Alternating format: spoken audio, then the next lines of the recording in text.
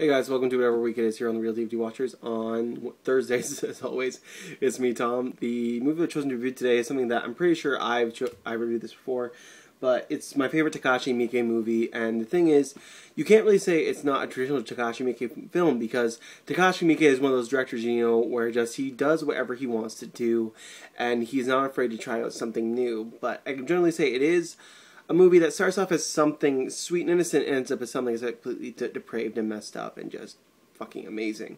That movie in question is from 1999, at least I believe it's from 1999. We'll just go with it is, yeah, 1999. That movie in question is Audition. This is just a great movie, and basically what it's about this guy played by my favorite Asian actor, Rao Ishibashi, of course, from Suicide Club and The Grudge.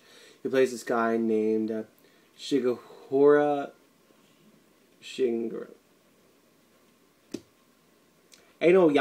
Yama. We'll just call him that because it's easier.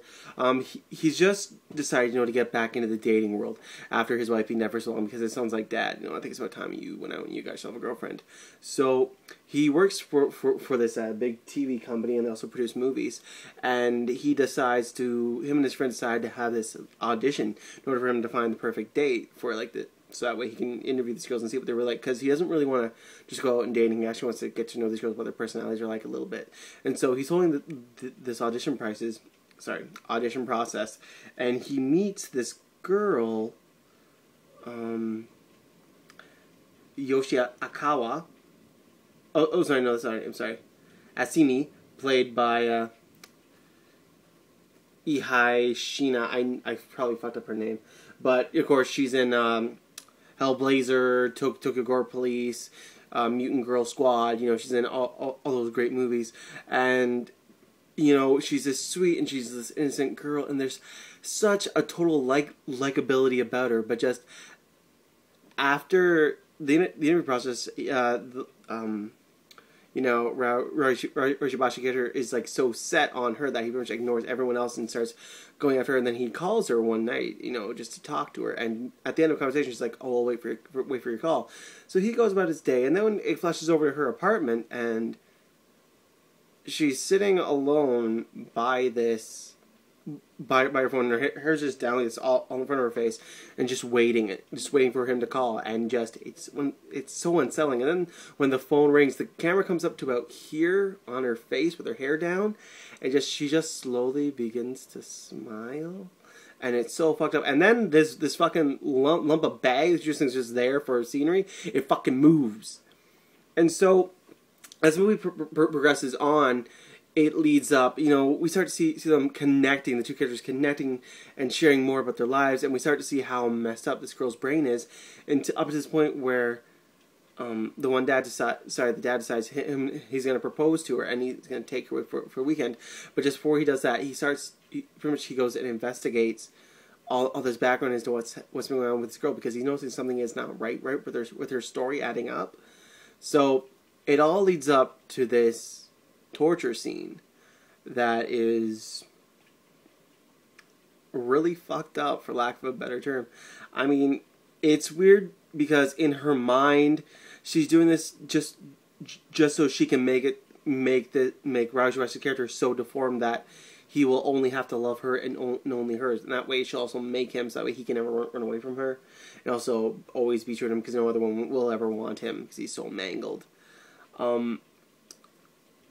It's just, I don't want to ruin anything with the torture scene, because the torture scene plays out so well, and it's so well crafted that it's truly haunting in how it's done. I don't really want to ruin it for those people who haven't seen it, but those people who have seen it totally know what I'm talking about.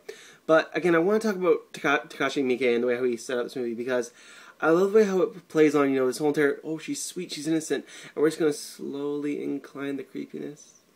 And just enough so you notice it slowly over time. It's such a well-crafted script. It's based off of a novel, and I haven't read the original novel, but it's so steadily inclining that just you start to get the sense of just creepiness and dread almost to the movie. And really, it hasn't been a movie since, well, I saw this movie first, but like House of the Devil and this movie are really so much together, and how like their creepiness levels just go up and up and up throughout their whole entire movies. And to be able to see something like that is just so well crafted and so put together. It's great. The acting in this movie is superb. Rao Ishibashi, don't have to say he knocks it out of the park, but he fucking does. What the hell's her name again? Ihai Sheena, or what the fucking name of her name is. She is so cute and so likable as Asimi. She's so great, and just see her turn slowly and more slowly. It's great. All the other women who come in for the audition are great. Each one of them has their own characteristics, and it's just so goddamn hilarious. You're almost on the floor laughing because of how deranged some of these women are and how soft and innocent some of these other women are. But nonetheless, so it makes for an overall great experience.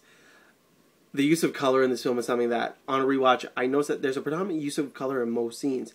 At the beginning, it's all bright and exuberant, but then as the movie slowly generates into creepiness, there's a lot more darks, a lot more blues that come into play, and it really represents this feeling of just closed-in spaces. But during the torture scene, Takashi Miike uses soft lighting, but also warm colors, so that way you're kind of forced to look at it, and you're forced to see this vulgarity that's happening. And it makes it look so good with the way how it's done. Really, it's just an overall great movie. This is my favorite Takashi Miike movie, and yeah, it's fucking beautiful. For lack of better terms, this is a fucking beautiful movie. So, if I had to give Audition a rating out of 10, it would definitely get an 8. It's a great, great, great movie. Fucking love it. Yeah, if you haven't seen anything by Takashi Miike, definitely check out Ichi the Killer first. It's an easy one to get into. Most people, love Ichi the Killer, and also there's a lot of internet buzz about it still. Being infamously gory. And it is really gory, but it's hilarious. It's a really funny movie. Ichi the Killer is probably one of my favorite comedies of all time. But then if you're looking for something a little bit more serious, definitely check out Audition, because it completely cuts out all the slapstick and just goes for a really serious tone, which is why I really like it a lot. So yeah, that's the review for this week. Thanks to everyone who watches and subscribes as always. You guys rock. And I will catch you guys hopefully in a week's time, because I'm leaving for 2 weeks. So yeah, I hope to be able to do some videos and upload them to YouTube. If not, guys, I'm so sorry, but I gotta go home. I gotta do what I gotta do. So yeah, hopefully I'll see you guys when I get back, though.